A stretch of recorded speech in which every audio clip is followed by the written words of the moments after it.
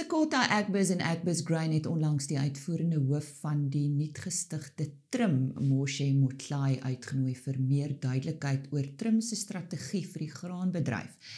Nou die deregulering van Transnet Freight Rail, oftewel TFR, duur nou al geruime tyd voort, minstens 2 jaar.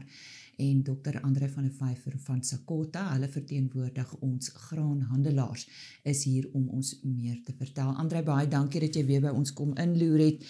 Herinner ons net weer, wie is Trim en wat is die nuutste verwikkelinge? Goeiedag, Riese, en dankie vir die geleentheid. So Trim staan vir Transnet Rail Infrastructure Manager en dit is die een helfte van die ou Transnet Freight Rail of TFR soos ons het ken. So die deregulering van TFR is nou al 'n geruime tyd, of die hele Transnet is al 'n geruime tyd aan die gang, maar die een wat ons die grootste belang by het, is die TFR gedeelte, en dit het laas jaar het hulle toestemming gekry om dit dan nou in 2 te deel. So TFR hanteer dan die infrastruktuur, en die res van TFR sal dan die network operator wees, soos hulle dit noem, en hulle is dan verantwoordelik vir die treine en die waans en die laai van die produk en die skuif van die produk. So dit is egter van ons baie belang om te weet wat is die infrastruktuurbeleid en strategie, en daarvolgens kan jy dan beplan watter lyne gaan in diens gehou word, watter gaan opgegradeer word, want hulle het 'n bepaalde strategie rondom hierdie lyne.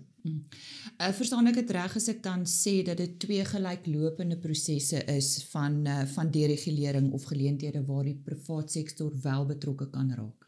Ja, dis korrek. So die een gedeelte is die wat privaat operateurs dan nou aansoek doen vir 'n lisensie. Hulle het reeds vir 'n lisensie aansoek gedoen. Aansoek het gesluit vroeër jaar en die aankondiging sal wees einde Augustus, begin September.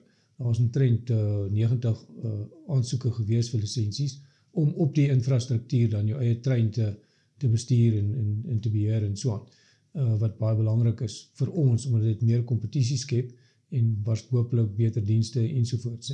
Maar die ander gedeelte is dan die infrastruktuur self.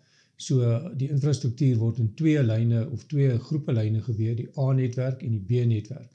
En die A-netwerk is die sleutelgedeelte wat die sleutellyne het, en dit is soos die containerlyn, die houerlyn af na Durban toe, die minerale een af na Richards Bay toe en so aan. So daai is waar hulle fokus aanvanklik sal wees. Maar die B-netwerklyne is die lyne waar die graan hoofsaaklik geakkumuleer word in die plattelandse dele by die silo's en so aan, bymekaar gemaak word, en dan sluit daai, as dit bymekaar gemaak word en daai waans en treine kom, sluit dan by die A-netwerk aan. So ons stel in beide belang, want ons wil weet wat is die strategie, watter waarborge word op die B1 uitgereik en watter word op die A1 uitgereik. En jy kan dan ook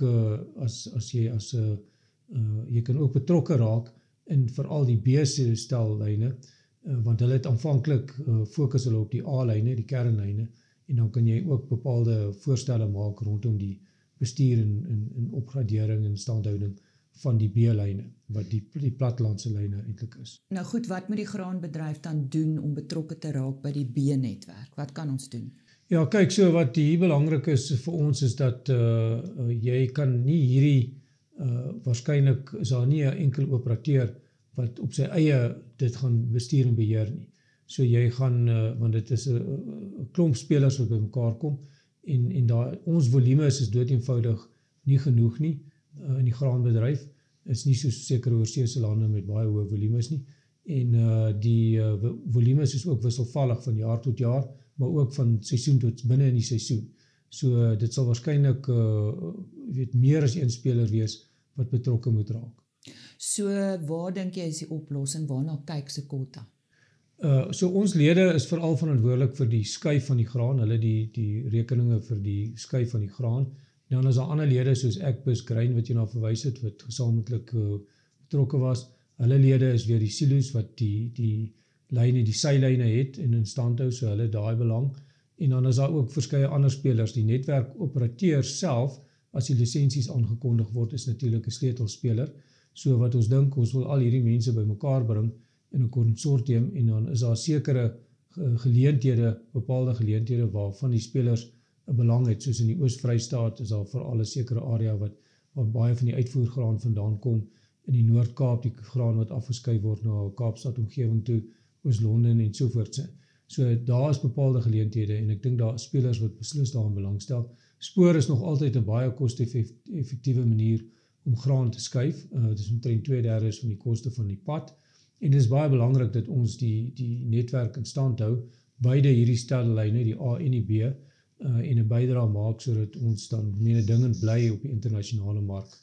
Wat is julle volgende stap nou? Julle gaan nou bymekaar kom. Hoe lank gaan ons? Wel, ons moet net eers wag om te sien watter netwerkoperateurs is beskikbaar en wat hulle belangstelling is. Daar is al voelers uitgesteek. Dit sal seker deur die loop van die res van die jaar geskied. En so, maar intussen tyd moet ons eie huiswerk begin doen, sodat ons dan minstens reg is om sekere soort van ooreenkomste te kan beding in vroeg volgende jaar. Die meeste van die graan word geskuif hier van einde April, Mei se kant af. So ons hoop dat alles in plek is by daai tyd. Nou ja, goeie vooruitsigte vir die graanbedryf ten opsigte van spoorvervoer wat hopelik teen volgende jaar goeie nuus gaan bring. Ons het gesels met Dr. André van der Vyver van Sekota.